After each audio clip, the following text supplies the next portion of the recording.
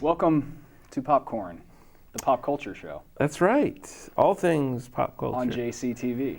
The greatest cable access from Hillsboro, Missouri. Show in I heard, Hillsboro, we do that. We were always under the impression that only people in Missouri saw us. But according to one of the guys we've had in to do our music show, he said he was in North Carolina and saw one of our shows in North Carolina. What? So we might be other places. How would that even be possible, do you know? Because Charter has other markets where they're active, and they might just send that educational programming to wherever. I don't know. We never knew that. So I'm trusting. Awesome, he said he saw me on there. I'm like, you sure it was me? I know there are a lot of strapping young lads out there with red hair, but you know. You should have asked, was I sitting next to a really fat guy? He said it was one of the open mic shows we've done, so I don't know. Open mic, oh, okay, like you introduced a band or whatever? Yeah, okay. So who knows? So Hillsboro, Missouri is where we are. That's right, but we're gonna soon be everywhere, I think. Everywhere, yeah. I want an HBO show. That'd be awesome. HBO movie reviews. I think we'd get a little bit bigger budget if we were on HBO. I hope so. Yeah. I guess they've had a little bit of nonfiction programming. They had that. Did you ever see that Robert Wall weird history lesson show? No, I didn't. Yeah, it was like they only made a few episodes, but he would just give little history lessons. So anyway, he's a comedian. Well, we got a lot to get through today, so let's get to it. First, let's deal with the best and worst films of 2012. Yes, it's well into 2013, but dang it, we're still going to finish this.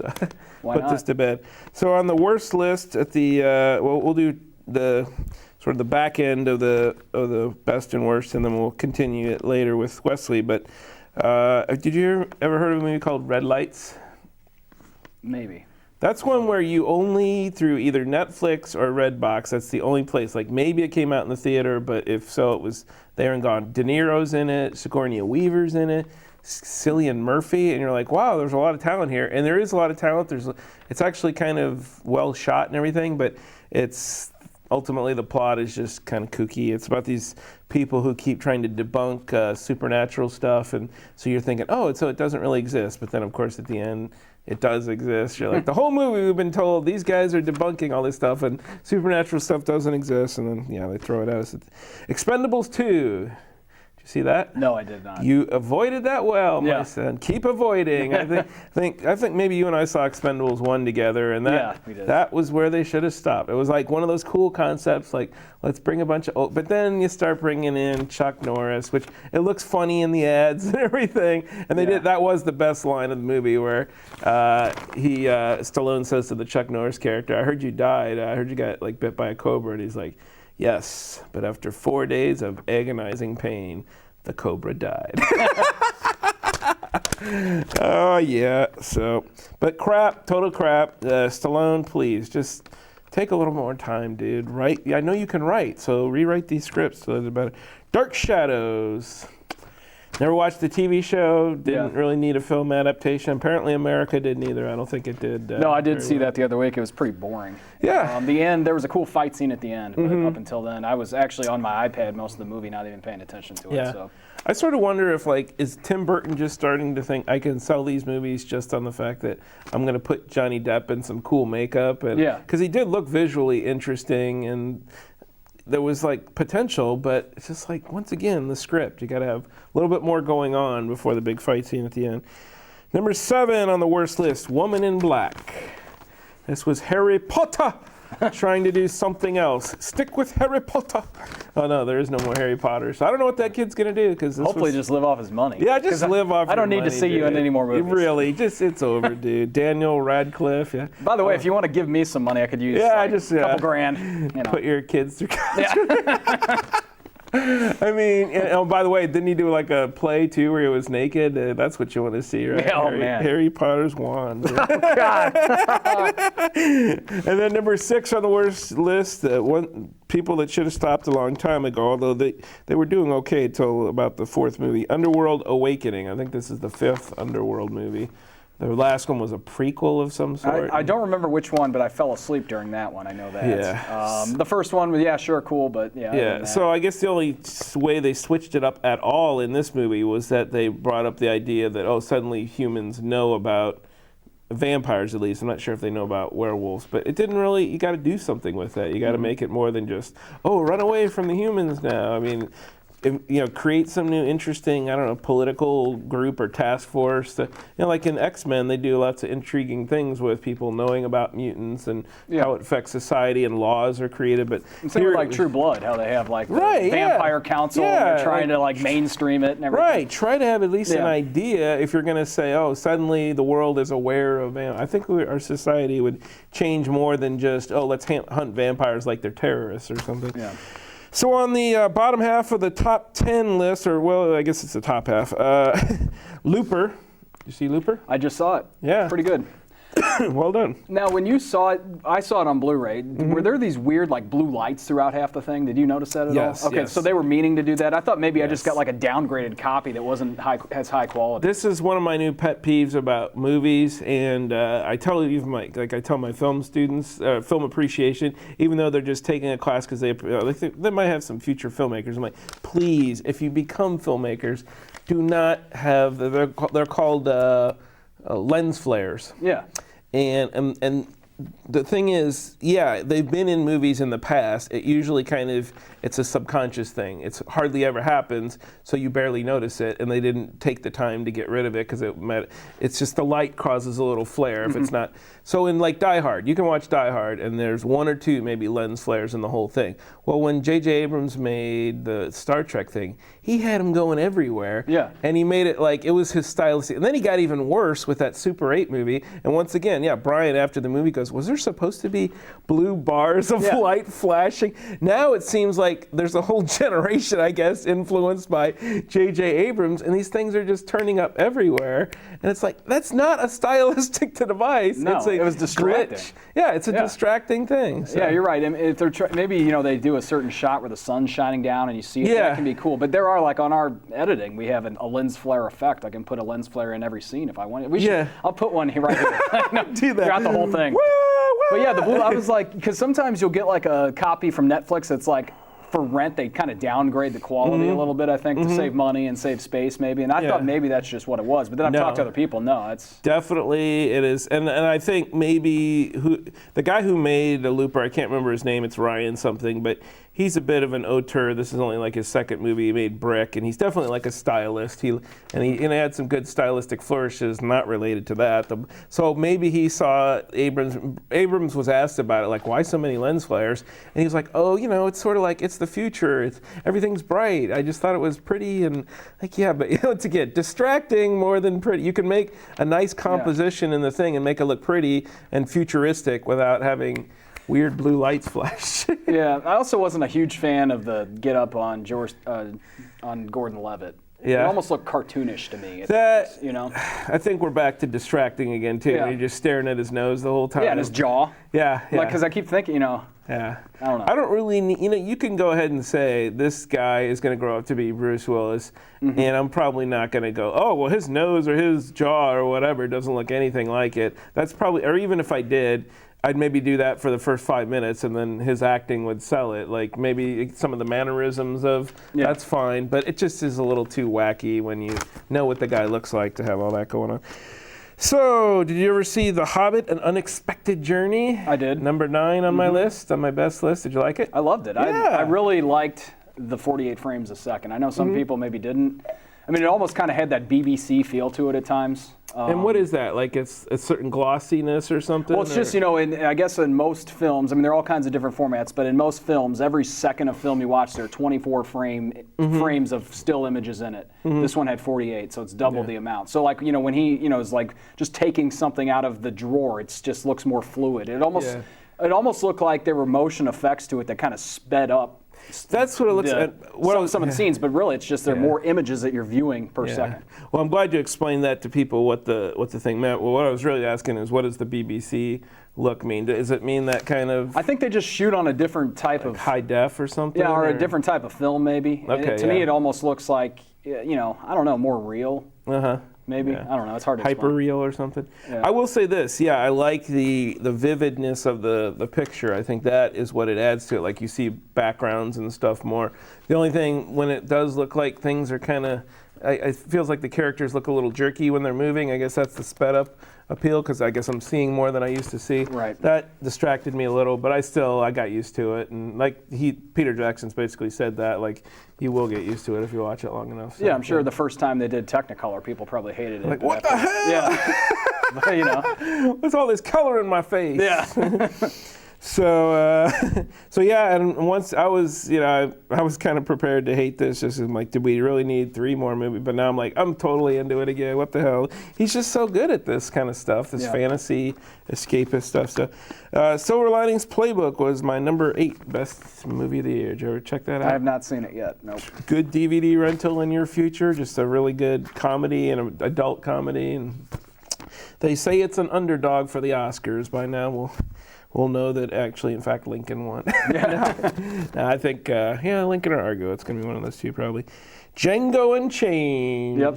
Django. Did you see that? Yeah. What'd you think?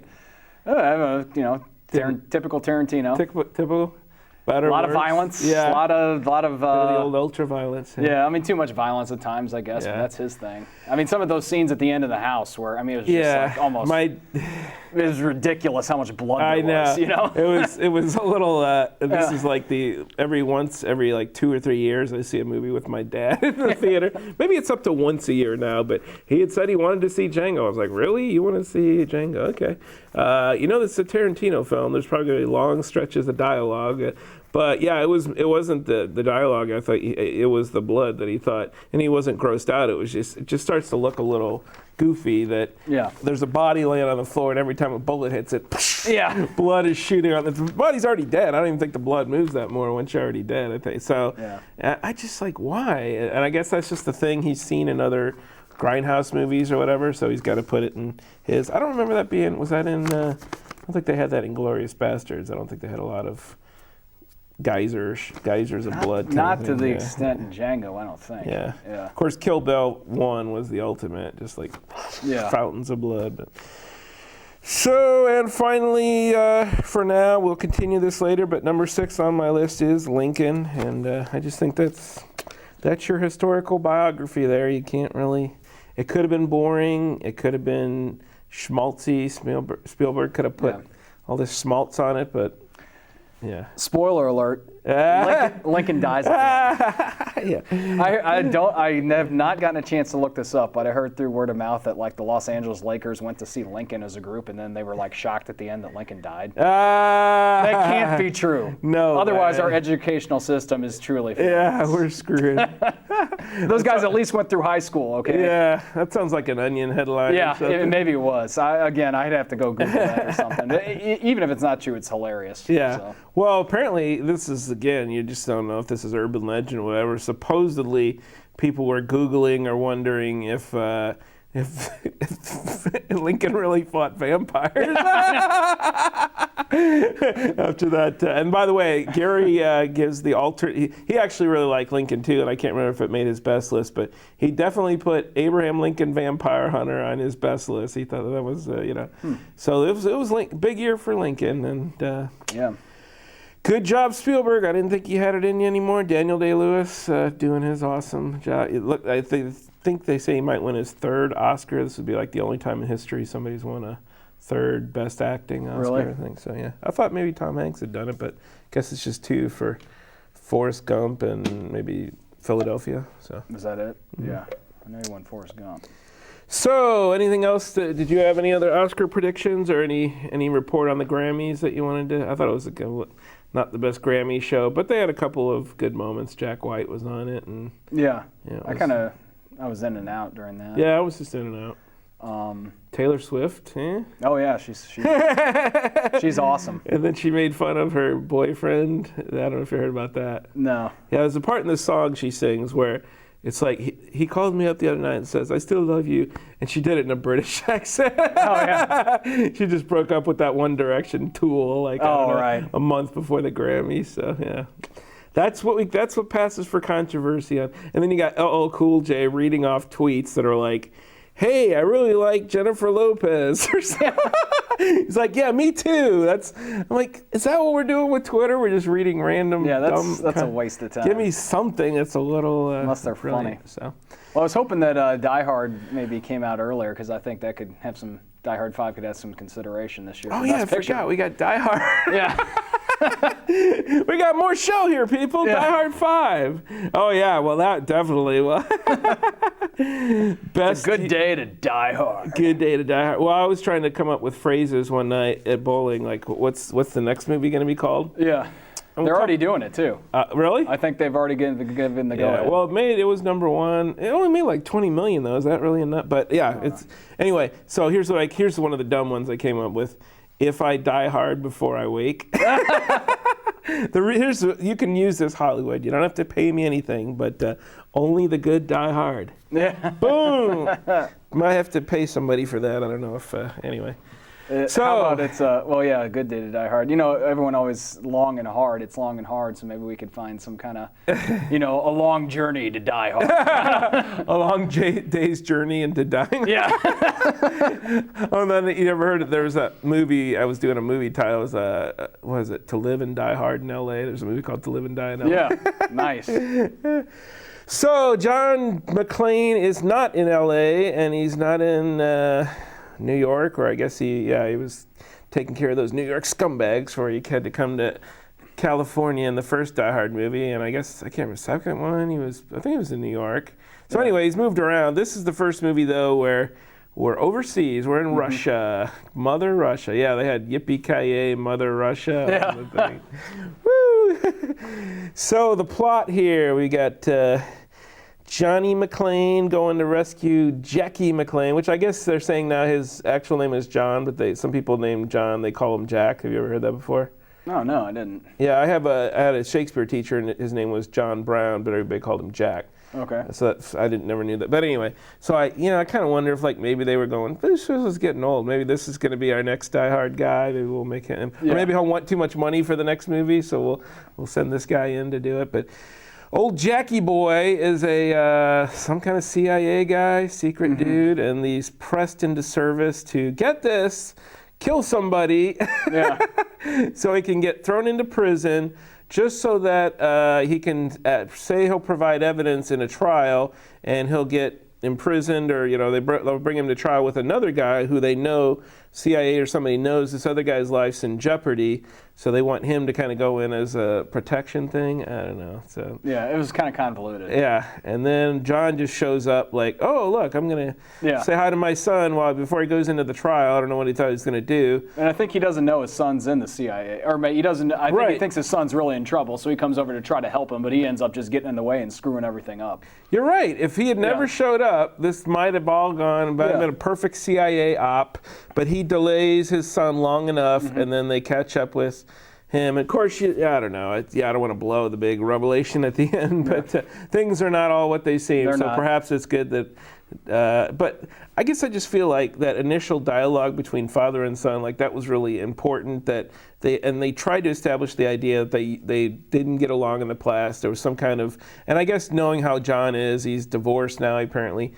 He wasn't the best husband. His daughter didn't like him in the last movie, although she's warmed up to him now. So it's not too surprising that he wouldn't have a great relationship with his son. But can you give me something about what they argued about or anything? Do you remember him saying anything? Not really. What their fights were about? I guess he was. There were other scenes where he's talking about he just wasn't there for him, and I guess he put all his life into his police work and thought he was doing the right thing by working all the time to support his family. He was never having a kid, and I guess that was, to me, all I really took from it. Yeah, you're right. I mean, and that was actually with that shooting scene at the beginning, I thought we were off to something good here. Just the look of McClane, I thought, oh, he looks kind of haggard, and maybe he was just one of those. That reminds me more of like a World War II generation kind of attitude of just let's just work all the time and provide and then everything. Of course, then you end up on Jerry Springer and your wife's cheated on you with a lesbian or something, or three other guys. And the claim is always on those shows, you were never around, you were working all the time. He's like, I was providing. Yeah. It's always that same They have a script they follow, I think. So, but then I guess the one thing I'd read ahead of time was that they said that there's a chase scene that goes on way too long, and I gotta feel. I will admit, at some point, I started to nod out on this movie, and that's why I don't know if I can deliver it a fair and honest or full review. But I was awake during that chase scene, and it did kind of go on, and then it got a little crazy. Like McClane starts driving on top of his truck's cars. driving on. Aren't you gonna kill people? I always worry about that. Like you might just kill or maim people. Like when Batman did that in the first Batman movie, just started driving the Batmobile over cop cars. And stuff. I don't think that's a good thing to do. If you more over the top scenes of them jumping out of windows and surviving as they go down, basically the trash chute of construction scaffolding. You've probably seen they're going down the trash chute. There's a gunship helicopter shooting into this building, and it's like all these construction workers seem to be like down on the ground, like not even noticing what's going on. Like what? After the helicopter's like flying away, and you see all the little guys like walking around down there, like they're still there. I'm pretty sure I would have run away if I saw that going on, on my job site. Not one, but two scenes where, in order to save their lives, they jump out of the window of a high-story building, and ever since I saw the other guys, and remember at the beginning where that was so The funny. Rock and Samuel L. Jackson, they go, "Let's go for it," and they jump off a building and just go splat. You got to acknowledge that those other movies have been done. Like if you're going to do a spy movie, or any kind of movie, you can't have a giant frickin' laser be the bad guy's thing, right? Like they did one of those James Bond movies where the guy had a giant frickin' laser. They did first Batman movie, guy has a giant, I'm sorry, but once Austin Powers skewers that kind of idea, you can't do it again. And you shouldn't be doing it again anyway, because the whole reason it was worth skewering is because it's been done 10 times before. So I really don't get maybe The Matrix was the last time. I think Morpheus does a whole let's jump out of the window thing. But he doesn't like jump out and then go to the bottom. He like jumps out into a helicopter or something. You got to have something that's realistic. So, no, I really feel like part of the reason I fell asleep is that I just wasn't engaging with this one. And maybe old McClane should just put in his papers. He's got to have his 20 years put in by now, and maybe it's time for retirement. 2 days from retirement. Yeah, there you go. Let's see that movie. Die Hard, 2 days from retirement. Wouldn't that be funny if they just totally mashed it up, like had him and Danny Glover in the next movie or something? And that's the other weird thing I've noticed about these Die Hard movies. It's like they're not confident enough that McClane, the character, can hold the screen by himself, because we've now had 3 movies in a row with this thing where he's always got a partner. He had Zeus Carver with Samuel L. Jackson. Mm-hmm. He had that Justin whatever kid in the last one, and that was cool. It was like Batman and Robin or something. This one's starting to get like, oh, he's his son, but I don't know. I just feel like if you're going to do that, then you really have to play up the whole father-son dynamic. I have to know more of what they're fighting about. I don't need flashbacks or anything, but I need something more than that. This kid is basically a copy of McClane, so they're going to argue, and then they're going to get together, and then they're going to beat up the bad guys and so. Yeah, you're right. Clearly, they put plot and storyline on the back burner for just another action flick of ridiculous action. Yeah. So. And having it in Russia at this point just seems so retro. I don't know where else you're going to put it. Maybe Chechnya. China? Yeah, China. Maybe they're I really feel like they're afraid to make those kinds of movies. I think they are. Yeah. Well, they're already hacking into all our stuff. They could hack in and get the script. They're going to take over. Yeah. But yeah, I remember hearing that with Red Dawn, it was supposed to be China invading, and they changed it to North Korea. And that was the original Red Dawn was China. Oh, right? yeah. No, the original Red Dawn was Russia. Oh, was it Russia? That was back during the Cold War where we could actually worry about being, even that was a joke, invaded by Russia or whatever. But at least it made some sense that they were the other great superpower at the time. Yeah, I don't think we're worried about North Korea putting boots on the ground here. Maybe launching a missile at us, but I don't think we're... By the way, I never even saw the original Red Dawn, so I could be wrong about that. I think I just heard that it was Russian people, so anyway. Wolverines! Yeah. Maybe I'll rent that just for, one of those you could... Maybe find a drinking game and probably make the worst list of next year. So, well, I think that about does her. Unless you have any sports commentary. Adios, Chris Carpenter. R.I.P. I guess is that over with? You think forever? Never say never with him, but he is getting up there, and with what he has, it seems like a serious condition. So yeah, he's probably done. He basically, when he goes out and pitches, it feels like something's really wrong or something. Well, I think he has some numbness and stuff like that. I mean, they took a rib out and they had some kind of nerve surgery. He's had nerve problems before. I mean, he missed when they made it to the World Series against Boston. He missed the playoffs that year because he got some bicep nerve problem right before the season. So he's had some problems. So. Ouch. Oh well, sayonara. Wesley will be here next. Yeah. And you'll learn the meaning of these gloves. Yeah. Why have they been here this whole time? We're not just weirdos. Yeah. Well, we are, but that's not the reason. All right, stick around for more popcorn, folks.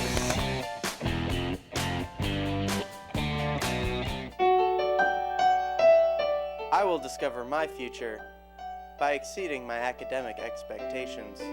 By being the best student I can be. I will discover my future by knowing learning is just the beginning. And the pursuit of knowledge lasts a lifetime.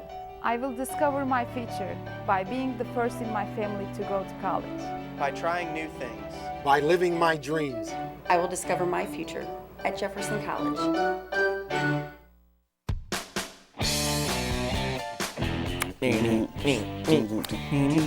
Oh, hey!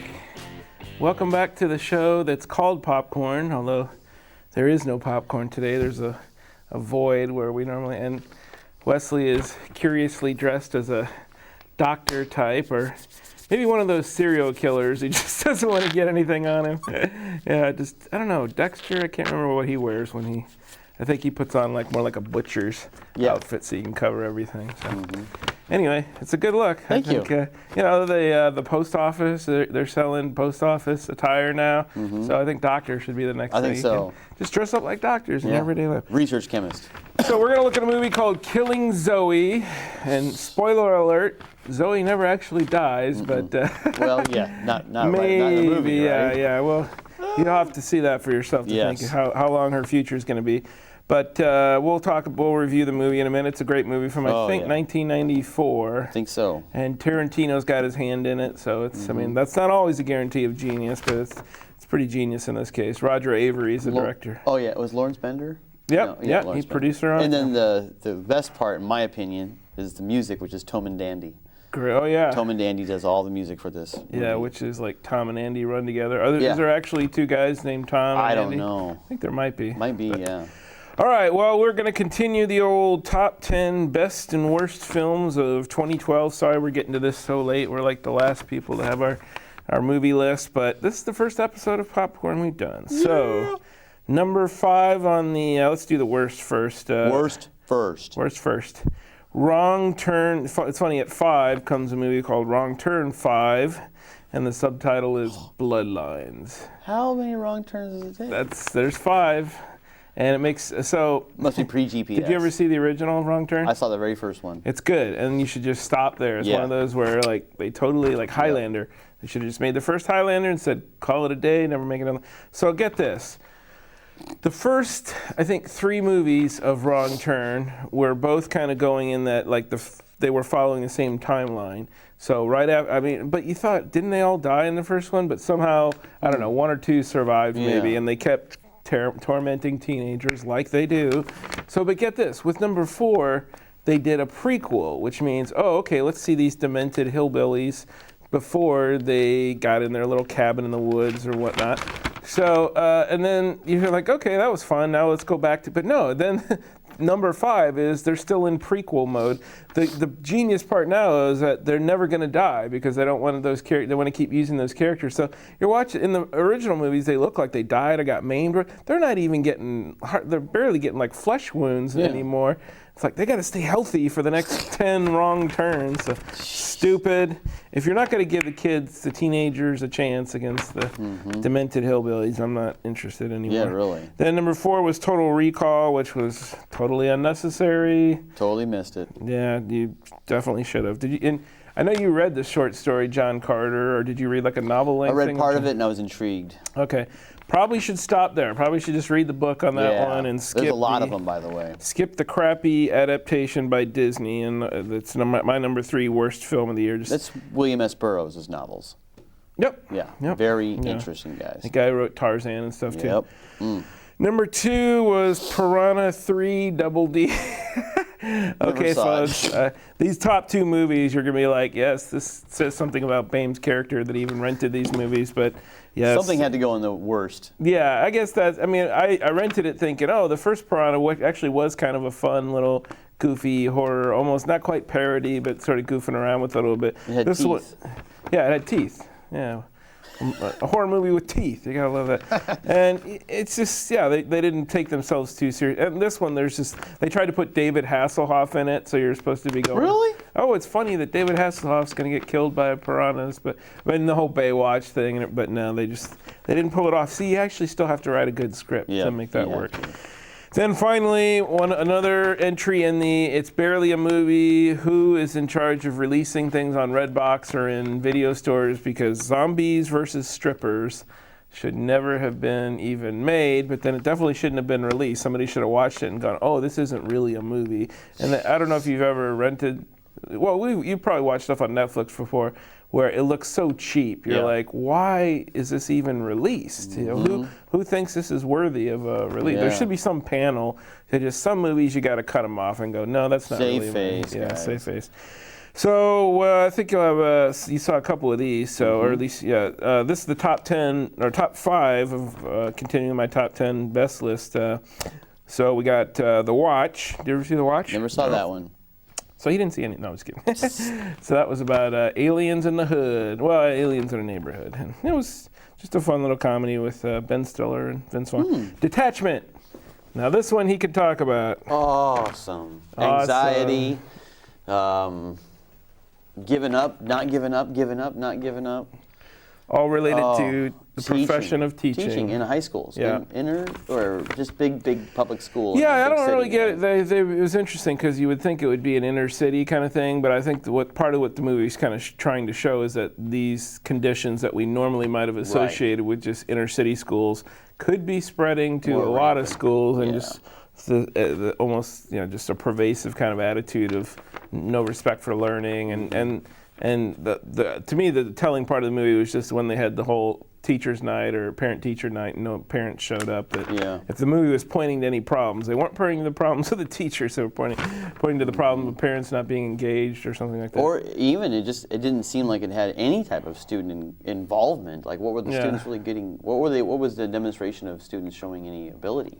It was all focused on just extraneous things around the school. Yeah. You know what I mean? It just seemed like, I don't know, there was like... It was depressing, but it was very well made and well acted. And Adrian Brody. Yeah, Adrian Brody did it. And Lucy Liu, right? Yeah, Lucy Liu was in it, and they had some weird little... James Caan had a very small but kind of poignant role, so good stuff for Detachment. Number 3, Argo. Boy, I'm starting to think with the way Argo is winning all these awards lately, maybe it should have been number 1. And the Oscars, this is gonna, by the time this airs, the Oscars will have already aired, but we're shooting this the Friday before the Oscars, and I think it's down to Argo and Lincoln. I think it's a pretty tight race between those two. Did not see either one. Yeah, they're both, political movies that you go to movies like that and you think, oh, this is going to be like the equivalent of like eating broccoli or something. Yeah. Although you really like broccoli. Oh, I love broccoli. This is like, for me, this would be like eating broccoli without any cheese or anything Salt, like that. pepper, No, nothing. Just plain, like, how about just plain broccoli? Like, you wouldn't want to eat it just raw. Not even slightly wet. Yeah. So, but then you go see these movies and you're like, dang, they are both really good and really compelling kinds of flicks. So, I recommend go check it out and I think Argo is actually still in theaters, even though it came out some of these Oscar flicks, they leave them in theaters just in a limited release just because they know some people will go to see it before or even after the Oscars. Number 2, A Cabin in the Woods. Ooh, that was fun. Another great movie. That was fun. Yeah, fun horror Intense. movie. I didn't want to stop watching it. It was so neat. Yeah. And where it kept developing and where it kept going was just incredible. Just good stuff. And I like how it ends with a note of sheer terror that could easily be continued into another flick. So I hope they make another one of those. And it was also co-written by Joss Whedon, who also directed the best movie of 2012, at least according to me and my brother, The Avengers, and I haven't know seen you it saw like all the movies Yeah. leading up to the Avengers, and then somehow you didn't go see I haven't the seen Avengers. Avengers yet. You saw Thor, you saw Captain America, you saw Hulk, and I then, slept through Captain America. Oh, you slept through. Okay, yeah. I missed it completely. Well, I certainly, once that hits the old flicks of net, I would definitely go check Can't that out. wait to see Avengers. All right, let's talk about Killing Zoe. All right. So you want to run down the plot a little bit for the folks? So we got American Zed shows up in France, and really we don't really know quite what's going on, but he gets taken to a hotel room, and there's a really good exchange with the prostitute. Well, what's the guy? Who's the person who takes his baggage to the room? And I can't, Maurice or something? no, but like what's that person's title? Oh, Bellboy? Bellboy, yeah. Yeah. A really good exchange there that kind of sets the pace with how Zed is so interesting. And then he gets hooked up with a call girl whose name is Zoe. And she laughs and she says, "That's cute. We both have Z names." It's a very cute line. Yeah. Things happen, and then the next morning, boom, chaos. And we found out why Zed is in France, and he's catching up with the old high school buddy that obviously he's been estranged from for many years. But it turns out that Zed is like the best at getting into vaults. Yeah. And so the idea was to, on Bastille Day in France, which they thought that maybe everybody would be sidelined by the Bastille Day, they decided to go ahead and rob this major bank. Yeah. And of course, you'll find out in the movie that these guys are the most unorganized idiots ever, and they're really just having fun with substances and adrenaline, and nothing goes right. And Zed, actually, some things happen with Zed, and the ending. Recall the call girl. That's all I'm going to say. Oh yeah, she works at the bank. I think we can say that. Yeah, we can say that. She works at the bank. That's why she turns up again. Normally you'd think she would just be out of the movie. Gone, and then Julie Delpy. Yeah. Oh, Julie Delpy. But the relationship that is established between Zed and Zoe is very special, I think, in the beginning. And then it's ignored until we see her at the bank. And then it's like that relationship was strong. And it's proven to be that strong in the end of the movie. Yeah. Doesn't she even say something while they're in bed, like about how they could have developed some further relationship or something? And my favorite, and I'll just give him one line from that. We feet together. We feet, yeah. We fit. And at one point he says to her something like, what is it? What's the whole thing that brings up he refers to her as a prostitute. Yeah. And she slaps him and she's like, "I'm not a prostitute." And he's like, "Oh, well, great. Can I have my money back?" It was a good dialogue. That's a great scene. Yeah. Oh. It really feels like, I will say that there's parts where there's, the thing I like that feels a little bit like a Tarantino kind of movie, even though he just produced it apparently, is those sort of extended dialogue sequences, then kind of you pair it up against more high intensity action sequences, or not even really like action, but just, there's something going on, right? Stuff really happening. I guess it's just never. Anytime you have to go rob a bank and there's a bunch of people you have to keep hostage and it's got to last. There's just, you never see that work out. Maybe in real life, maybe it has, but I'm like, what are these guys thinking? Like, is anybody coming into the door? Did they ever do anything? Right. Did they even put up a sign saying, like, we're closed, don't come? Yeah, anybody could, forget about that. They keep worried about the alarm being sounded, but anybody could just walk by, look in and go, oh, okay, time to call the cops. I mean, so the plan was Bastille Day would be. Oh, but what do they think? Everybody's going to be at a parade or something? Yeah, exactly. Oh, okay. Yep. No, there's a bunch of people in that bank, that's for sure. It was the only one that's open. Oh, okay. And that was what was so silly is, if it's the only one that's open, is that where everyone's going to go? Yeah, right. It was just so it's dumb. in that genre of dumb criminals screwing up their lives. But it does get more intense than that. Yeah, and I will say like you said, the character of Zed kind of just, he's not exactly, I mean, he kind of hangs out with them and you're thinking, okay, he could be like these guys, but he's more well-grounded. He still has something of a moral compass, it seems. So definitely. You can tell he's grown out of the behavior. Yeah. He actually does, it kind of occurs to you that he's really just feels like, this is a friend of mine, I'm going to help him out. Mm-hmm.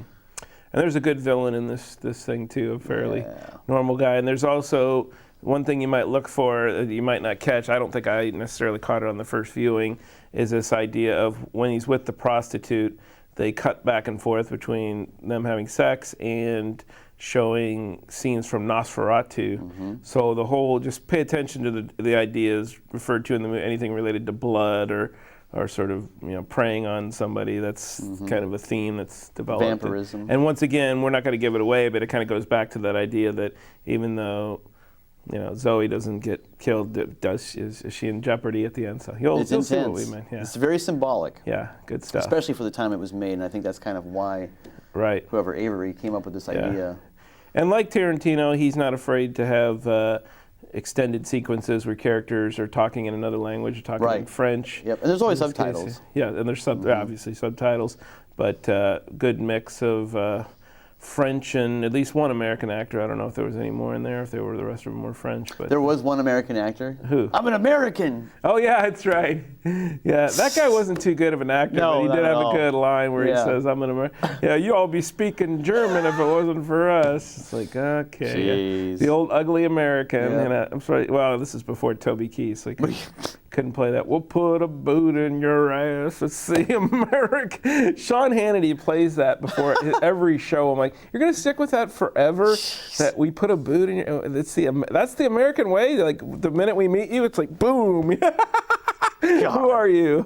I guess if you listen to the whole lyrics of the song, maybe he's talking about specifically how we deal with bad guys or whatever. But anyway.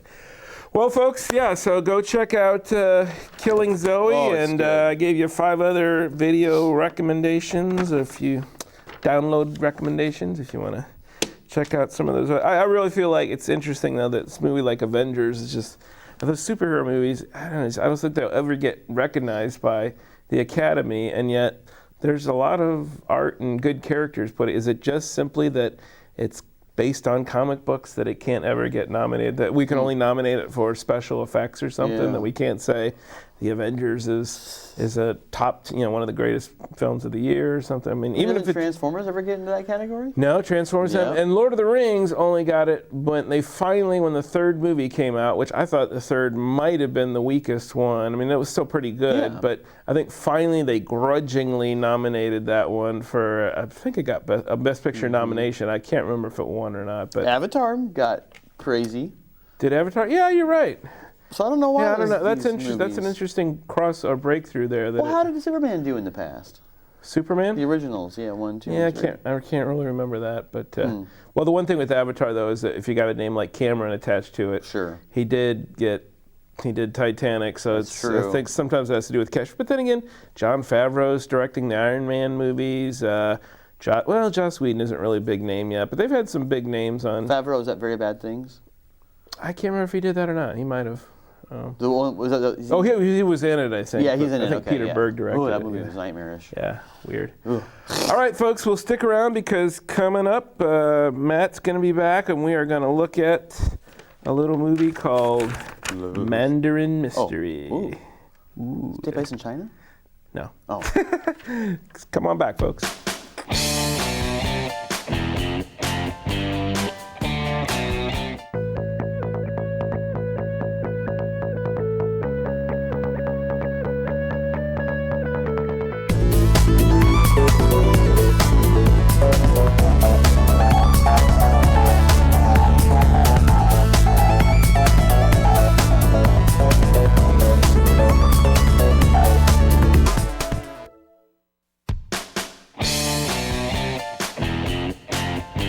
All right. And we're back. Yeah, I know what you're thinking, folks.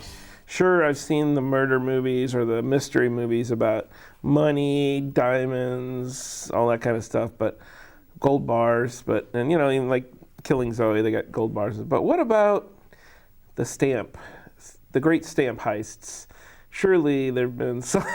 Yeah. There's been at least one in history. So if you have stamps that are valuable, it's a great hobby for one. It's really a bonding hobby. You can get your kids together, collect stamps. Did you ever try that? No. I have really just kind of half-heartedly tried it because I think my grandpa was into it, and maybe my dad was into it a little bit. Well, yeah, I think dad was into it a lot, so I tried it, but it was just like, You just sit there and look at them, and then. And there used to be a time stamps were just such a bigger part of our society. Now, email. I mean, no one who mails. Well, that makes me wonder. I assume we'll eventually go to a stampless society. I don't know. The moneyless thing might take a while, but that has to happen eventually. But I think the stampless thing shouldn't be too far in advance, but I don't know what else you do for some stuff. I don't know. I mean, the post office is blowing all kinds of money on those special stamps. I mean, weren't there some that really lost to They had a Simpsons one, and I think the Elvis one was pretty successful. But since then, we've kind of fallen out. Well, I don't even. Here's the weird thing about that. I never even like when I go in. I just say, "Give me a book of stamps." And do you still go buy a book of stamps? No, or what do you do? not really. Everything's online, or? Well, yeah, mostly I pay all my bills online. I don't really send too many letters. And I actually have some old stamps that, they're I don't even know what the cent value is now. I slap one on there, and if I need to mail something, I put one of those on there, and I go and wait in line, and I have them put however much postage is on there. 'Cause I'm not wasting these. I know. And I'm not putting 2 on there. I'm not giving you more than I need. Put on the extra 7 cents, and let's do this. I know, and then they stamp it. You know, sometimes they don't even stamp it, though. Like, I was there the other day, and the guy's just, I was like, I need, these all need stamps. And he hands me 5 stamps. So I'm supposed to sit there and put them on myself and then hand it over. You couldn't just do the stamper thing for me. Yeah. So, I don't know how they're doing their whole operation there, but they never, whenever I do still mail in most of my checks, I haven't gotten the online thing. So they don't ever offer me a chance to buy the special stamps. I don't know if they would cost extra, but it's just like if I say a book of stamps, they're like, here it is. They don't go, you sure you don't want the Simpsons thing? Because I might take some. Maybe I should just ask, though. I think you have to sort of go, you got any, let's see what you got. And let's see what you got in your, let's spread them out here. Yeah, like everyone's waiting in line. You're just paging through the book of stamps. Can I look through that Simpsons one again? I don't know, that Marge stamp doesn't look too good. So, they've got their problems. They're losing money. But good news, the post office now has a new clothing line coming out. You, too, can look like a postman. It's called Rain, Heat, or Snow. It's been, all the late-night comics have made jokes about it. I think like the postman shirts, kind of like the, back in high school, that was like the ironic look. A lot of the long-haired kids would wear like a mechanic shirt with like a name tag on it or something, They said something about like certain slickers or whatever, so that would make sense. That, I mean, I guess if you got to buy a slicker, it really doesn't, Would they get it confused, though? Isn't there like a group called the Postal Service? Yeah. So how does their merchandise, the post office will have to sue them out of existence or something. So, anyway, the other weird thing about this movie is that it's not just a stamp thief, but they're talking about counterfeiting stamps, which I guess if it's valuable enough, people would do it. But this is just starting to seem weird now. Counterfeiting money, okay. I guess back in whenever this was made in the 30s or 40s, that might have been a racket worth pursuing. But today, no, probably not. And the best part is that this woman, I can't remember her name, but the main female character, the protagonist who has the stamp, she's going to sell it for like $50,000, which back then, and it's supposedly worth double that. So back then, that's got to be at least probably something stupid like $3 million or something, maybe, or maybe just $1 million. But she's just carrying it around, no bodyguard, nothing. Anybody just come up and whack her on the head, and it really doesn't take that more than that. Somebody just kind of goes into a room and grabs it out of her purse. So. All right, well, it's definitely a comedy not meant to be taken too seriously, but I think it's still kind of fun. It's kind of a screwball sort of mystery. So stay tuned, folks, for Mandarin Mystery and watch some stamps getting stolen.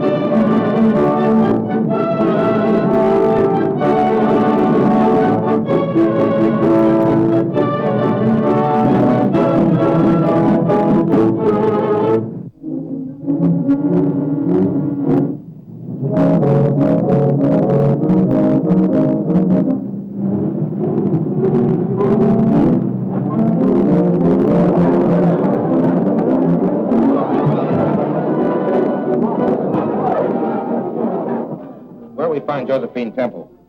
Section T.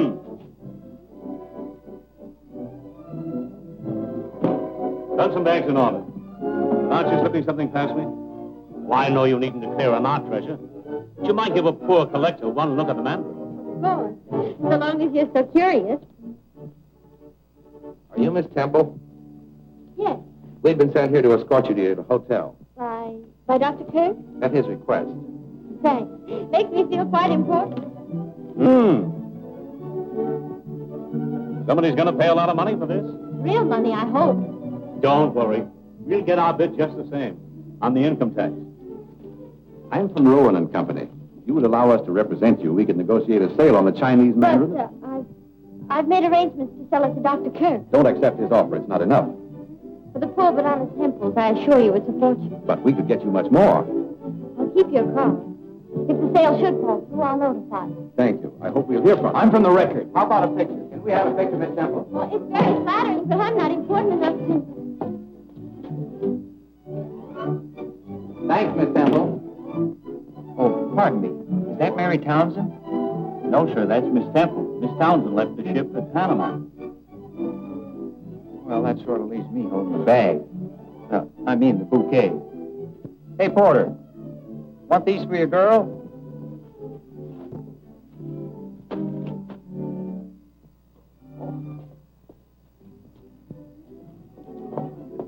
So sorry. My aim isn't so good as it used to be. Quite all right. Maybe with a little practice. Hey, you. What are you trying to pull? Hello, Mr. Queen. Hello. Did your father get you on the reception committee? Somebody should take the blame. This is right there, Mr. Queen. Do you mind? I've never been photographed officially. What? They usually want a tall, dark fellow. Here. Thanks a lot, Mr. Queen. Thank you. The boy wonder who wrote those detective stories? Yes, have you read them? I read one. How interesting. Not very.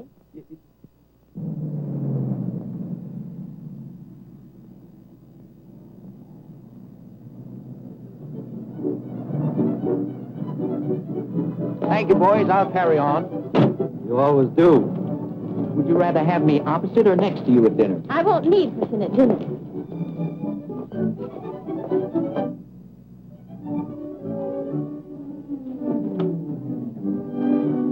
I could get up for breakfast if I had a little encouragement. That's a lot to ask of an egg. Then it's a date? Oh, Miss Temple, Dr. Kirk made a reservation for you. Oh, thanks. Boy, show Miss Temple to 1211. Goodbye, and thank you.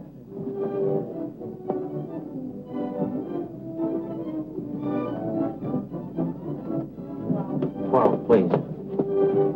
11.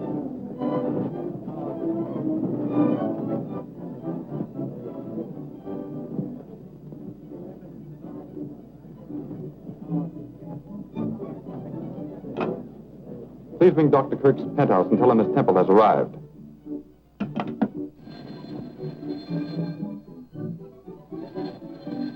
I'll take it, Mason. Very good, Miss Irene. Yes? All right. I'll tell him.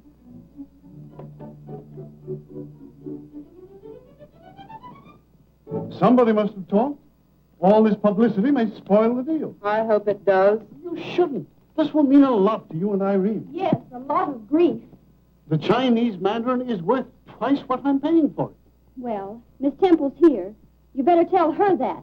Maybe she'll take more. Mason. Yes, sir? Go to Miss Temple's suite. Ask her to come here. Yes, sir. Ask her to leave us enough money to buy a meal in our old age.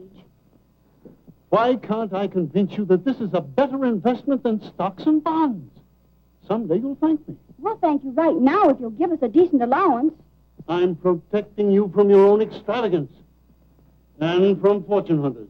Could he possibly mean me? Oh, don't mind him, darling. We're glad to see you. Oh, you can't insult an insurance man.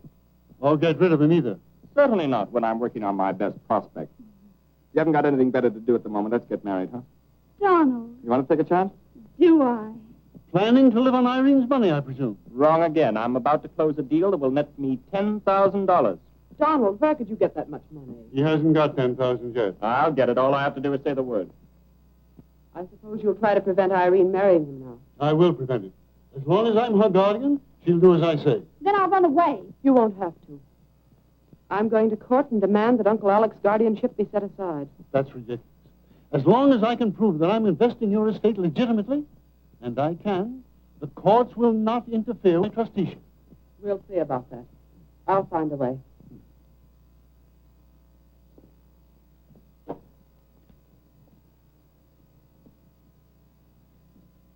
I've tried, Mason. They don't want to understand me. Take that stuff away. Miss Temple's compliments, sir. She a bit of tidying up and will be with you presently. What does she want to dress up for? Oh, all right. Get me that album from the safe. Very good, sir.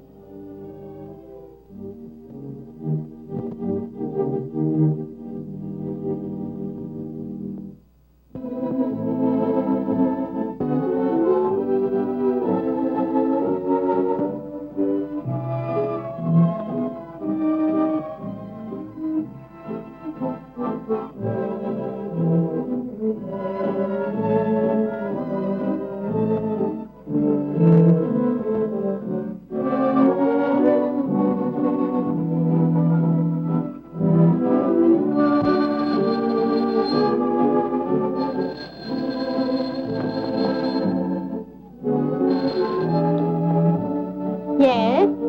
This is Miss Temple. I said this is the manager. Our guests are complaining they can't see you clearly. Will you please run up your shades? Your voice is very familiar, but I can't place your manners. Are you that young man? Uh-huh. How about that dinner? Are you trying to break our breakfast date? No, just hurrying it up. Why don't you say yes? Will be our next number. Hey, there's a man in your room. It's only the radio. I'll turn it off.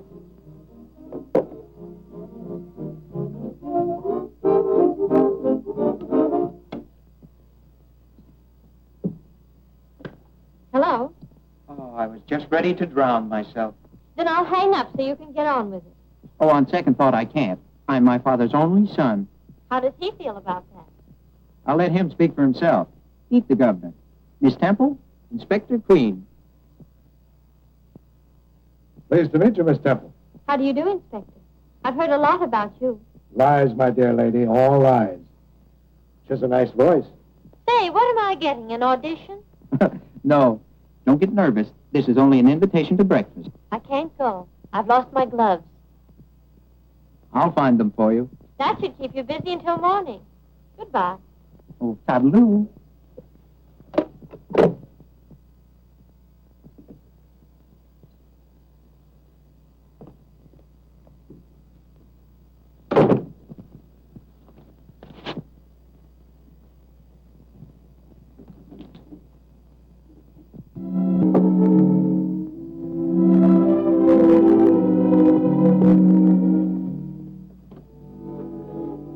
For you, Miss Temple. Oh, thank you. You're welcome.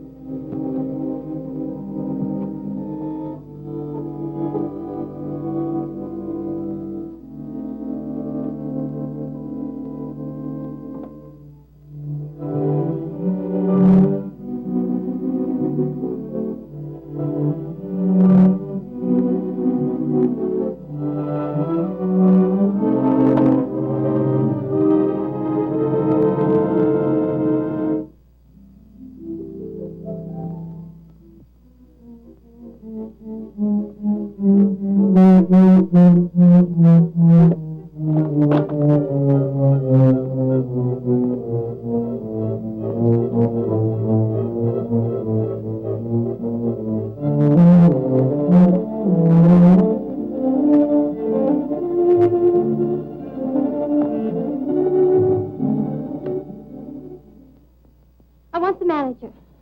Hurry, please. Telephone, Mr. Mellish.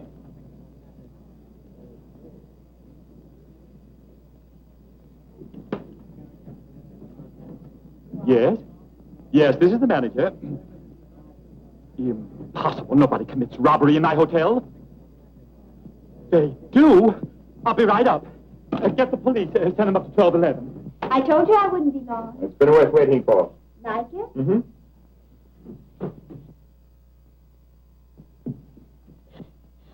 I'm Miss Temple. Where will I find Dr. Kirk? In his staff room. You may go through the library. Thank you. Oh, this is terrible, Miss Kirk. Now, who'd steal that stand? What stand? Miss Mandarin, a Chinese temple. The Chinese Mandarin? Oh, and in my hotel, we've always been so particular. Never a breath of scandal. I must tell Dr. Kirk. So that's why the young lady was all in a dither.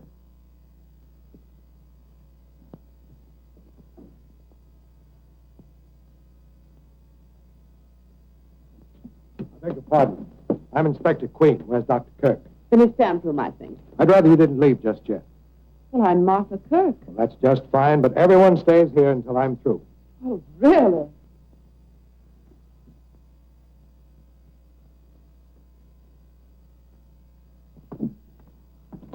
What's happened? Oh, more trouble about that silly stamp. It's been stolen. I hope they find it. Where are you going? Well, I've got to find Fifi. I must be going. Just a minute. Who are you? Well, I'm not a... I didn't ask you who you're not. Who are you? I'm a suspect. No, I'm not a suspect. I'm the manager of the hotel, Mr. Mellish. Oh, dear. Donald, are you absolutely sure of getting that $10,000? It's a cinch unless the chap drops dead. We're waiting for you. Yeah, you two. Oh. Come on. It's all this about the Chinese Mandarin being stolen. Yes, we must find it. It's the most valuable stamp in the world. Such things don't happen in my hotel. I make rules. Think what it means to poor Miss Temple. She was counting on my 50,000.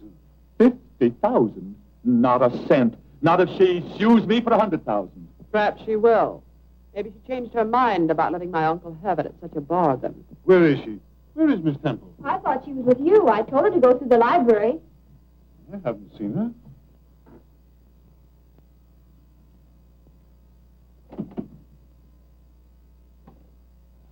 Who locked this door? It's locked from the other side.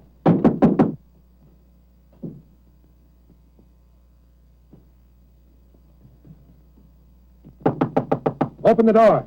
She can't hear you. This room is soundproof. Is there another door? Yes, from the hall. Open it, Irene, and bring the girl in. Let's get to the bottom of this. Yes, let's.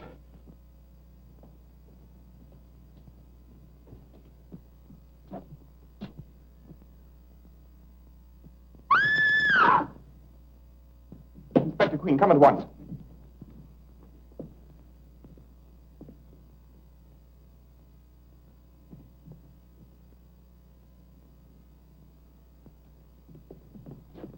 What's the matter? What's he doing? Say he's posing for a picture. Oh, but then what is it? I calls it murder. Impossible. Don't leave the apartment, any of you. Get the homicide squad. Yes, sir. What's wrong? Who is it?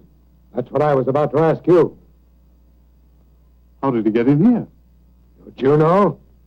I haven't left the stamp room since lunchtime. I haven't seen anyone except my nieces. And that young man.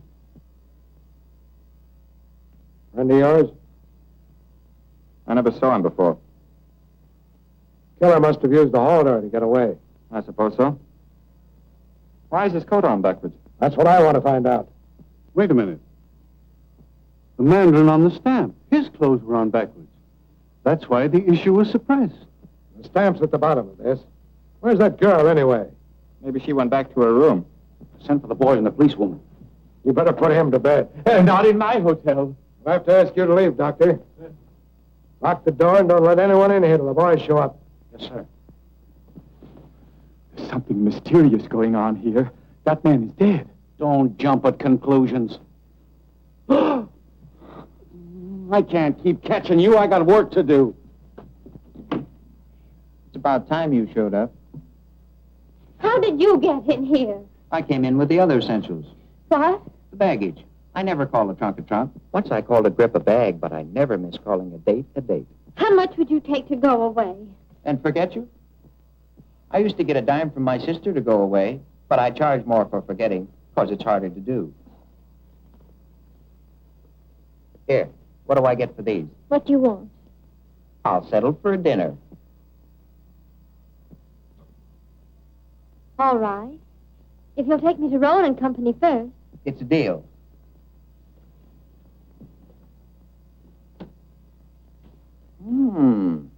That makes a swell background for an orchid.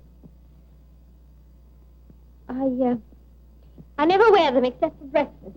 I'll remember that. I'll be with you in a minute.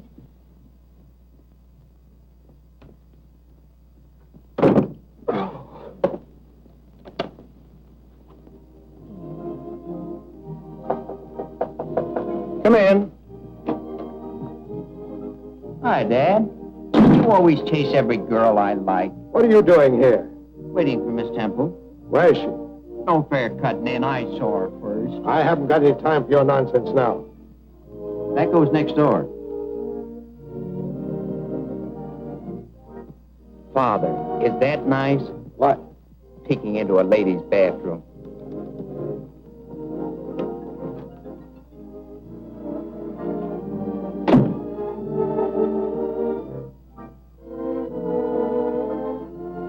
She's not in there.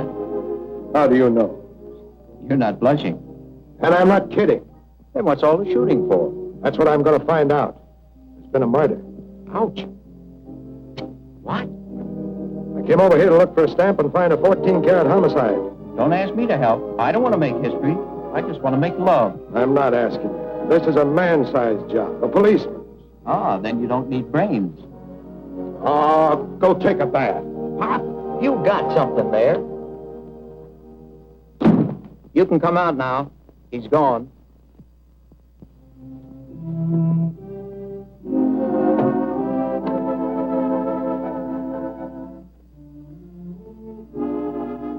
Was he busy looking for a stolen stamp, a murder, and you? Why is he looking for me? I had my stamp, and I don't know anything about a murder. Stop me if I'm wrong, but weren't you just hiding from my father? I never met him. Well, he's just crazy to meet you. Stop trying to be funny. This is no joking matter to me. Is it that important? If you'd faced poverty all your life and suddenly found you had a fortune in your hand, you'd think it important, wouldn't you? My mother told me, quote, money isn't everything, unquote. To my mother and Dad, it means coming back to the States.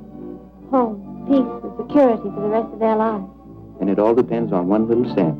Yes, and I'm going to sell it. Does your invitation still hold good? Sure. Then get me out of here quickly. I must go to Rowan and Company.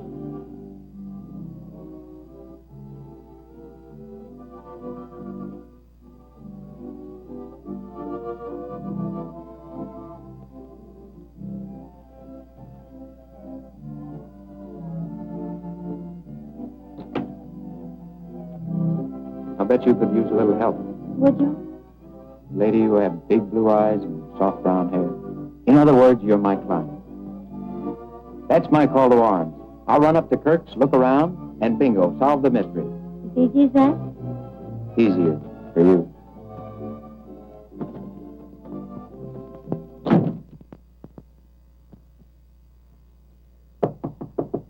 Yes? Open in the name of the law. This is no time for games. It's a murder case. Pop, I know. Somebody told me. Goodness, Pop, how did that happen? Don't call me Pop. And don't come barging in here getting under people's feet. This story's for the police records, not a publisher. All right, boys, take the body down. He's not as big a man as his father, but your son did inherit his brains, and I do make money. Have it your way. How'd he get in here? You tell me. Nobody else will. The two spears. They're to hold the dead body erect. Quite an idea. Yes, but what for? Well, we won't go into that. You know the word you don't know. In one word, yes. The coat on backwards. Say, he couldn't have done that himself. Did you ever try to put a coat on backwards and button it?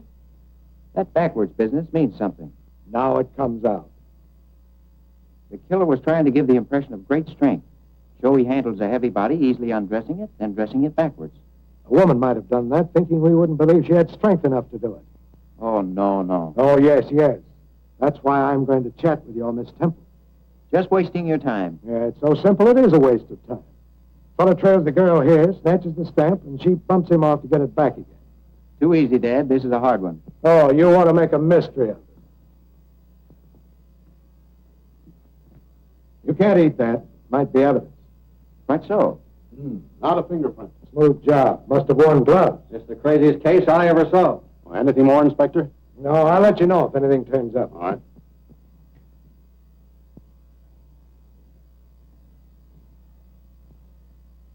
Got it solved? Oh, a couple of details missing, but take a look at that boat. What about it? Has it been oiled recently? Oh, I'll take that. Oh, I thought my girl would like it. When I get her up here, we'll see. Boys are here. Bring 'em in.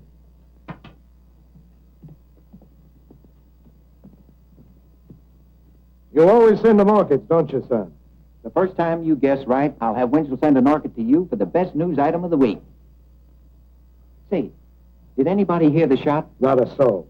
You questioned them all. Yes, and drew a blank. Nobody knows nothing. Such grammar. Where was Dr. Kirk? Claims he was in the stamp room. And he didn't hear it? That's right. The room's soundproof. Sounds phony. Let's check it.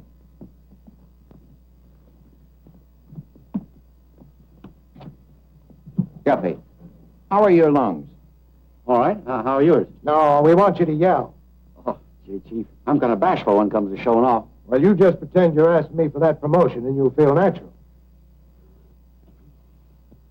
Oh, I think you'll do. Over here. We're going in that room, and when I close that door, I want you to yell your head off. Make all the noise you can.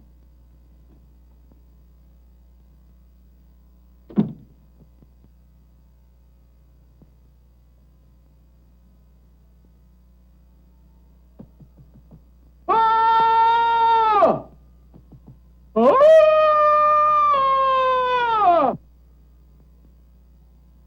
Hurry up, begin.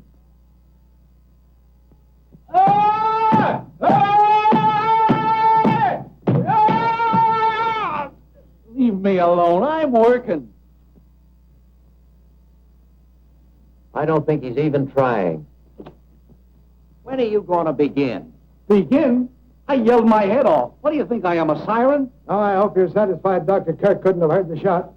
Oh, have you boys met Guppy? Any more bright suggestions? Would you like to know where Miss Temple is? Yeah. You tell me where she is, and I'll tell you where she's going. I'll bet you 50 Joe Temple had nothing to do with this murder. Take it. And 50 more, I spot who done it. Who did it? I'll take that, too. Now, where is she? I see a bedroom. Her bedroom. She's sitting on the edge of a chair. I see her, too. She's talking to a handsome stranger.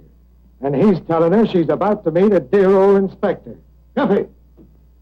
Get that dame. Miss Temple, a man has been murdered. You were in this room. I wasn't. Is this yours? I object. Overruled. When you came in here, you were wearing this flower. I didn't come in here. She did, too. I saw her. So did I. And she was wearing that flower. You better tell the truth. All right, I did come in here. And that man was here, wasn't He was. he? All right, go on. He had my stamp. And you killed him to get it back. I didn't kill him. He was dead. He had the envelope in his hand. Then what did you do? I don't remember. I was so shocked I just wanted to get away. But you weren't too shocked to take your stamp. You did get it, didn't you? Let me have it. May I see it, please? Just a minute. I've got my case and your 100 right in my hand. I wouldn't be too sure about that, Inspector. Oh. No Stampy, no Casey. They've stolen it.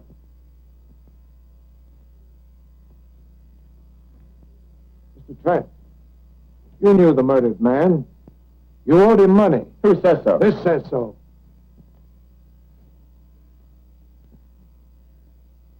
All right. I did know him. His name is Craig. I lost a little money to him at a gambling house. And he followed you here to get I don't know why he came here. I told him I'd have the money in a day or two. You're stalling, Trent. You and Craig planned to steal the stamp and sell it. Then you decided you could use all the money. I don't know what you're talking about. I do. You killed Craig. Oh, that's absurd. He was dead when I first saw him.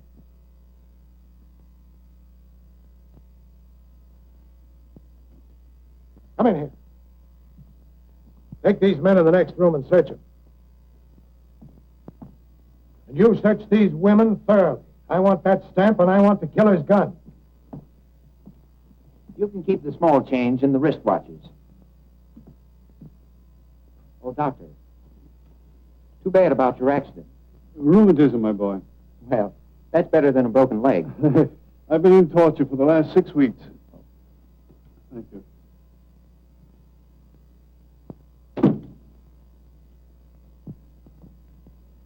Congratulations. You have 2 suspects. Now all you need is 1 murderer. All in good time, my boy. Well, this is as good a time as any.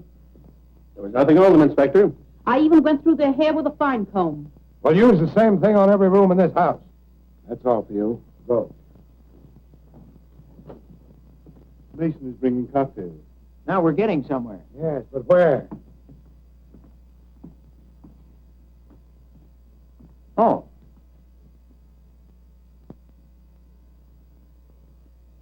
Cheer up. Recovery is just around the corner. What corner? I don't know. I'll look.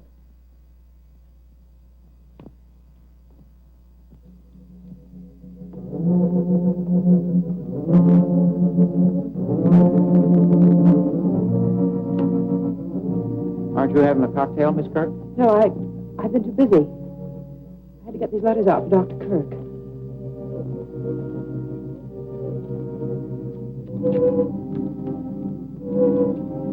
Wrong again. I thought I had it. Had what? Hey, Dad. Found something? Well, at least big eyes run in the Queen family. Someone's moved that picture since I was here before. What's wrong, Miss Kirk? Nothing. Not a thing. You seem startled. Well, I'm not really. Something's been stuck on this backing, and recently, too. I wonder if someone parked the stamp there so it wouldn't be found while the rest were being searched. Miss Kirk. Miss Kirk, do you know anything about that picture? No. No, I don't. Did you know a stamp had been hidden behind it? No, I didn't. Well, why won't you believe me? I haven't stolen anything, and I haven't killed anyone. Please leave me alone. I'm sorry, but I have to question everyone. This stamp is a counterfeit. Every stamp in my collection has been expertized. I don't think these 2 are genuine either. Are you an authority on stamps, Miss Temple? Well, I am. I read a book once. Interesting. Very. It was all about the counterfeiting of rare stamps. How does it work? Like this. If you have a $1,000 stamp, the real, you can only get $1,000 for it. But if you own 10 counterfeits, you can make $10,000. $1,000 for each one. If there are any counterfeits in my collection, a clever thief has been at work. Headquarters calling, Chief. I switched them in here. Oh. Hello. Yes? Fine. Send 2 men to search his place. Got a line on Craig. He did time for forgery, and he's living in a place in West 47. Oh, 42nd, huh? 47. Oh, 37. 47. There's no such number as 3747. I didn't say 3747. I said 180 West 47. Thanks. Why don't you stop wasting my time? Why don't you stick to books? Why do you annoy men at work? Yeah. Why don't you stop interfering with the law? Why don't you tend to your own business? And why don't you get out of here? I intend to. Well, this cinches it. Young Trent's been working with Craig, the counterfeit racket. You still think you know who done it? Did it? Oh, it's all right, Martha. You haven't anything to worry about. Oh, but you have. Why did you get mixed up with Craig? Well, there's nothing to that. Just murder. Oh, Martha, you don't know what you're saying. Pardon me. Does anybody here know how many tangerines there were in that bowl in the library? Tangerines? Why, 3. And I ate one. Thanks. Here's a picture of the Chinese Mandarin. I wish I'd never sent for it. So this is what... If you finish censoring those, I'd appreciate having them mailed. They're quite important. Oh, Guffey! Yes, sir. Mail these, please. Yes, sir. Why are the Mandarin's clothes on backwards? It was an engraving mistake. The issue was called in, and this is the only one in existence.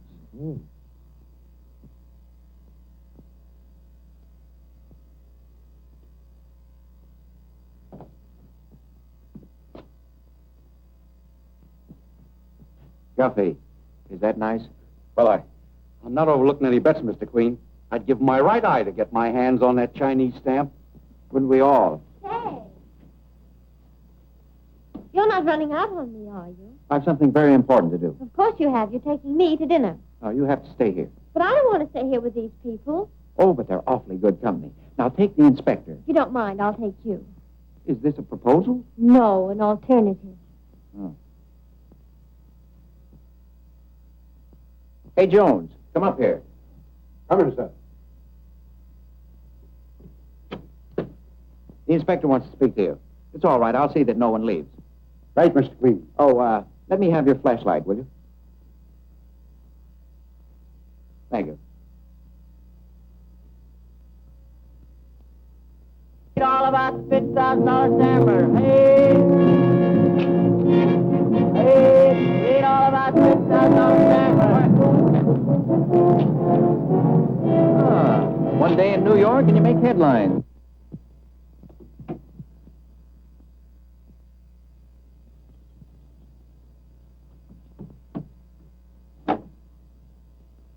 Why make it hard for yourself? Shh, don't make any noise. There might be someone in here. Shh, we mustn't make any noise. What are you doing? Trying to be quiet. Well, don't work so hard at it. Oh, cozy little hideout. Ah, somebody's been in our little house. Somebody's interested in our Mr. Craig, too. Who? I'm the one who asked the question.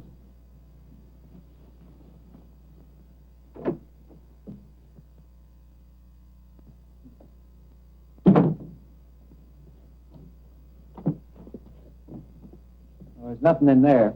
Oh, yes, there is. An icebox. I found something. A clue? A bottle of milk. Oh, don't ruin your dinner. I'm just whetting my appetite.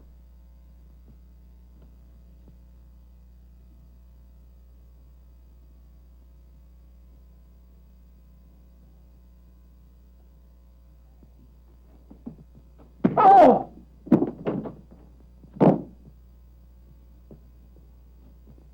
Clumsy, I told you to pick up your feet. Oh, something fell on me. I'm numb. Drink this.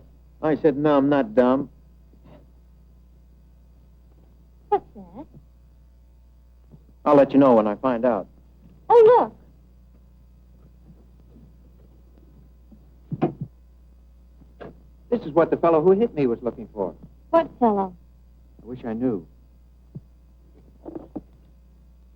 Want a couple of souvenirs?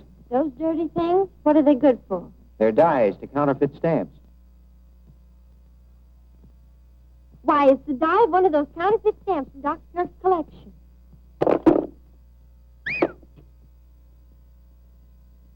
A Rowan and Company stamp catalog. So what? What a grand setup for the sale of counterfeit stamps that outfit would be. You don't think a reputable firm like that would be mixed up in counterfeiting, do you? You never can tell. Rowan and Company. Howard Bronson, manager. Do you know this chap, Bronson? He came to the pier and wanted to buy the stamp. I wish to heaven I'd sold it to him. Had another brainstorm? Police headquarters. My brain's been storming ever since I met you. Captain O'Donnell, please.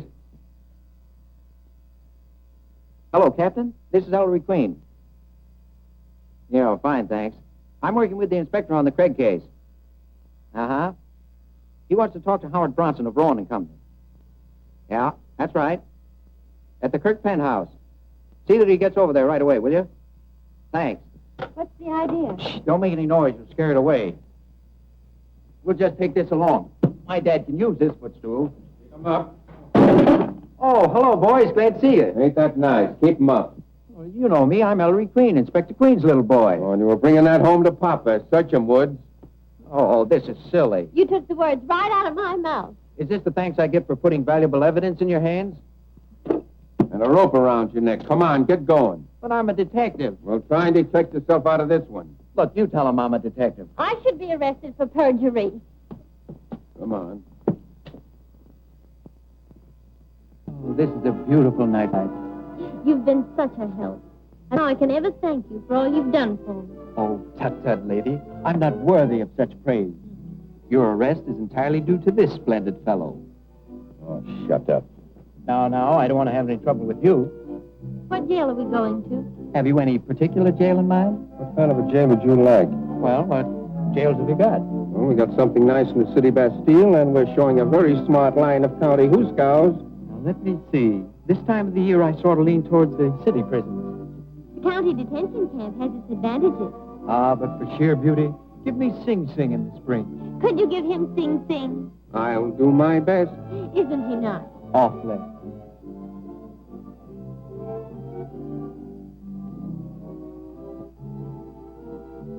Thanks.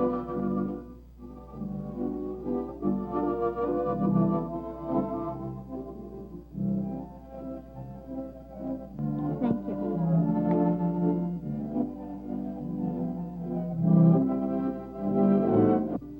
You're the nicest girl I've ever been handcuffed to. And you're the nicest boy that's ever had me arrested. Thank you. Thank you. Thank you. Thank you. It's been a real pleasure to arrest you.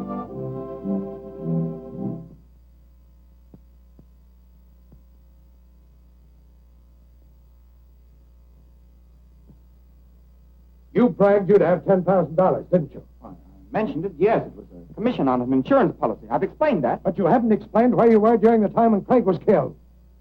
He was with me, Well, where were you? dressing. And he was with you? Oh, you have me so rattled I don't know what I'm saying. You're not being fair. Miss Temple caused all the trouble, and you've let her go. Well, I didn't let her go. That idiot son of mine. me, Dad? Hey, you. Where have you been? Some of your dumb detectives took me for a ride. And another thing. By what right do you take people out of this house when I'm conducting an investigation? Sorry, Pop, Inspector, but I had to ask that person a very important question, alone. Frankly, I wouldn't be surprised if I could get an admission from her. Well, I would. All I could get from her is a denial. But, Pop, you don't ask the right questions. Well, that's why I get all the wrong answers. I was just over to Craig's place. Alone? That was dangerous. Did you get anything? Yeah, a sock in the head and a great idea. Good. What was the idea? Has the medical examiner made out a report on Craig? Yes, and there was no tangerine in his stomach. And the killer took it. Well, what's that got to do with the murder? I don't know yet. Come in. Here's Mr. Bronson, Inspector. Bronson? How do you do, Mr. Bronson? What's the meaning of this? Getting me out of bed and dragging me over here at this time of night? Sorry to disturb your beauty sleep, but we need an expert opinion on some stamps. If you don't mind, this way. Good evening, Dr. Kirk. Hello, Bronson. Why are you here? I'm sure I don't know. I believe you two have met. Oh, my error. Mr. Bronson. Would you say that this is genuine, Mr. Bronson? Maybe you could use this.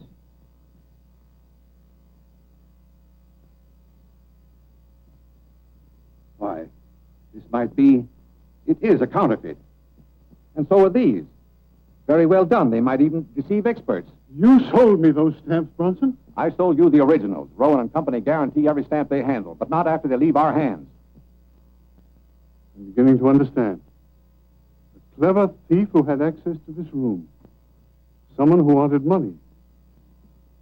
And to discredit me with my wards. Must we stay here all night listening to this nonsense? I'm getting bored, too. Come on, Dad.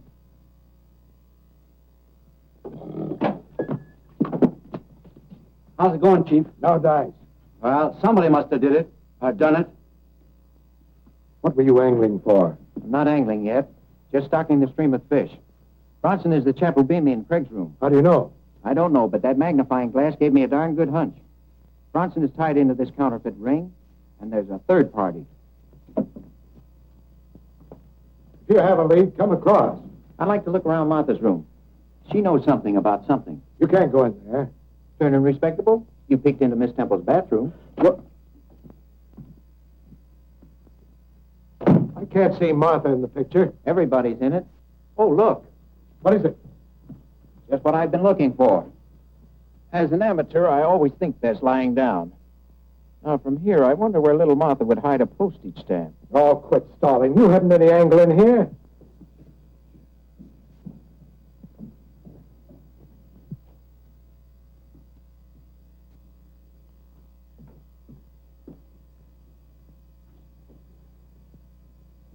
Lie down, Martha. You're shaking like a leaf. I can't help it. Oh, why did this have to happen? I'll open the window. No, don't. There's nothing to be frightened about. The police are everywhere. Reen, you do love him, don't you? You want to help him? Donald? Why, of course. Didn't I say I was with him when I wasn't? That's right. We've got to help him. Listen. I stole 3 of Uncle Alec's stamps. They were supposed to be worth $2,000. You stole them? For you and Donald, to help you, not for myself. Then I found they were worthless. Counterfeit.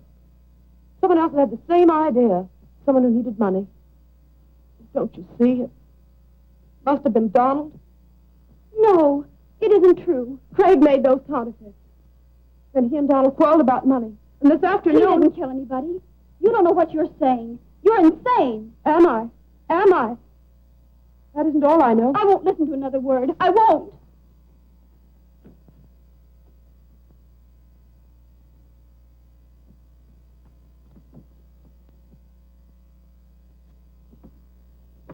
We'll take these if you don't mind. We heard everything, Miss Kirk. Stamp racket right under our noses. And Donald wasn't to blame. He was after the Chinese Mandarin. No, why should he want it? It was the only one of its kind in the world. He couldn't sell it. But he could sell the counterfeits Craig was going to make for him. He stood to clean up $500,000 with them. Well, then why should he kill him? He needed him. Yes, you're right. But Donald wanted money. Sure. That's why Craig was more valuable to him alive than dead. Why should he kill him? He didn't. Now, if you'll help us, maybe we can help you. I told you everything I know. All right, then we'll take Donald downtown and make him talk. No! No, don't. I'll talk. The Chinese Mandarin, I saw it put behind the stamp frame in the stamp room.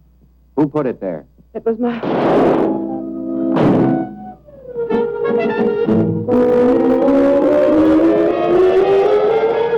No, it sounded like a shot. What's happened now? Anything wrong, Chief? Plenty. Round up everybody and hold them here. She knew too much. Where'd that shot come from? I'll tell you in a minute.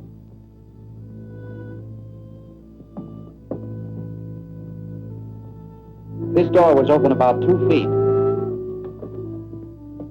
Must have come from the library.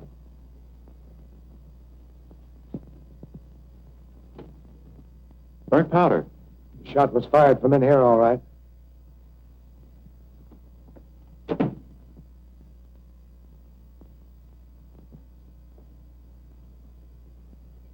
Where'd you get this? I found it. Where, in your hand? No, I was out on the terrace. Someone threw it from in here. Look, I'm doing my best to protect you, but if you don't stop getting into trouble... I haven't done anything. You don't have to. Trouble just sneaks up and finds you. Now get in there and go around the living room, and I'll act as if I didn't know anything. That'll be easy. Where's that girl? I haven't seen her all evening. This guy sneaked upon me at the foot of the stairs and tried to make a getaway. Get him in there and keep him there. The rest of you, too, please. Where's Martha? I'll tell you in a minute. Is this going on all night? Whatever's happened, I bet this guy's at the bottom of it. Is anything wrong? Haven't I told you why I asked the questions? Well, now you have 2 murders and half dozen suspects. What are you going to do? I'm going to run them all in as soon as I find the killer's gun. Where'd you find this? Found it in the library near the terrace window. What a detective. Spoiling the fingerprints. Arthur Kirk's killer was too smart to leave fingerprints. Yeah. Police headquarters. Listen, Dad, you can't run in all that gang. Why, you'd have to build a new wing on the jail. I can't, huh? Well, at least I've got something, and you've got exactly nothing. So I'll run things my way from now on. Hello. Go ahead. Put the skids under yourself. Break right into the comic strips. Inspector Queen arrests all the wrong people. But I've got to do something. Then stand by and watch me spring into action. Well, action's something I could use. I'll give you one more chance if you've got anything. I have. A question. Did you see what Martha did? Yes, she got shot. No, I mean the way she fell. She fell dead. What the thunder are you driving at? But the way she fell. I feel something coming. Closing that door. That's it. I've got it. Lend me Duffy. I want to experiment. Now, you can't shoot Duffy. I don't intend to. Martha's murder told me all I need to know. Martha? Certainly. I'm going to show you how Craig's killer got out of that room. I don't like this. Oh, Dad, play ball with me and I'll win you a pennant. But if you're wrong, son. Oh, I'll eat this. Well, I'd hate to lose it that way. Where is Martha? Your sister's dead. Someone in this room fired the shot that killed her. Guffey. Yes? Off with the coat.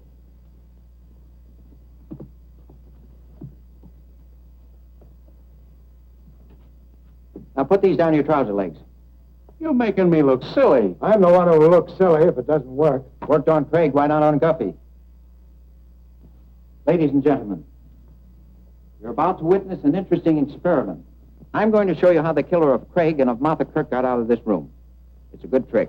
We've had too many tricks already. I don't like this. Craig didn't either.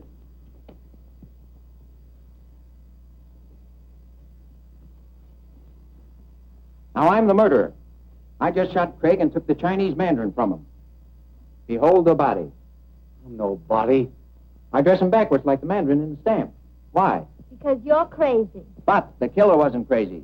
The dressing of the dead Craig like the Mandarin in the stamp would make headlines the world over. Spectacular advertising to acquaint the buyers with the fact that the stamp was stolen for one purpose, to sell it. But no one would want to buy a stolen stamp. You're wrong, Miss Temple. There are many unscrupulous collectors that would ask no questions to get their hands on the Chinese Mandarin. So by means of a fantastic murder, the stolen wares are advertised. Now the counterfeiters go to work. There are 3 in this ring. One was a clever engraver. One was a salesman. And the third? Who knows? Craig became greedy. Here was the biggest haul of their careers, the famous Mandarin. He steals it and refuses to work with the others. They can't turn him in. He was right, but he was also very wrong. Craig, the engraver, is dead. But why the stiff pants, the spears? The murderer used the spears to make the limp body rigid. Why? So he'll stand up. Correct. Go to the head of the class. Now I stand the body against the door, thusly. Oh. I notice I have blood on my hands. Blood from the body. Would you just as leave refer to me as Exhibit A? I think fast. I must wash my hands, but there's no water here. And no water where I'm going.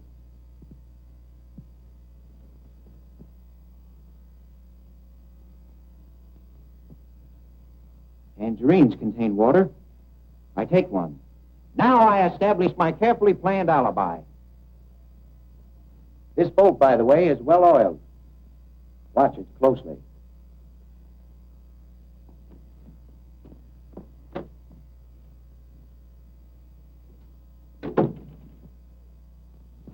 His feet!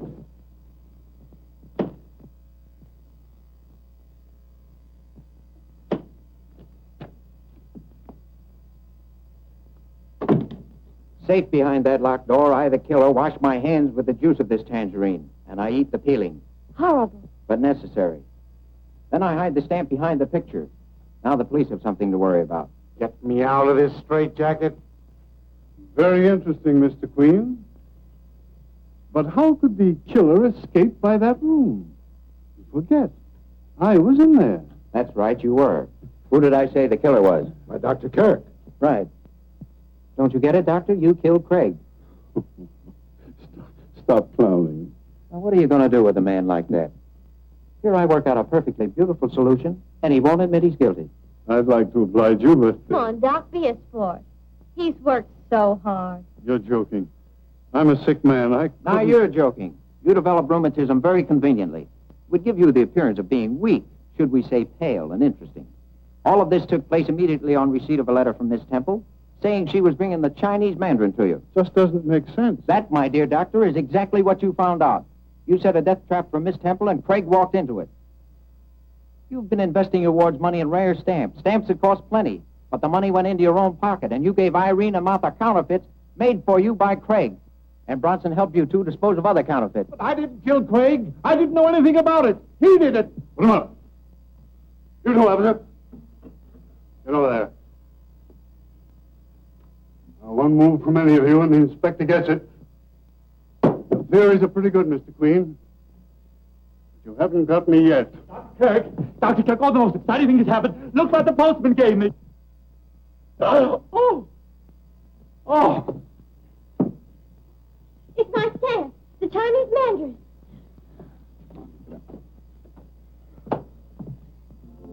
Well, there's your case, Inspector. Where's my 100? I'm going to use it to buy my way into the firm of Ellery, Queen, and Father. What do you say? A pair of queens is hard to beat. 3 queens are better. What do you say? I pass.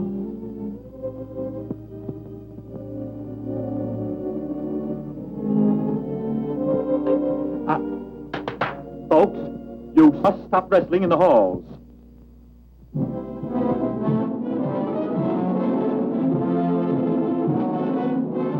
There you have it. There you have it. Good, a happy ending, of course, as these movies tend to give you. Just the title makes me think of Mandarin oranges. I like Mandarin oranges. Mandarin oranges. They're good. Yeah, not bad. Mini oranges. They are a little. Now, I guess. Now, I know some people like to put them in salads. I'm not a fan of oranges in salads. Are you? No. That's, or like salads with raspberries? No, that's. I like salads with like pepperoni and salami in them. Like I guess that doesn't make them healthy. Oh yeah. Those good. We're getting off topic here.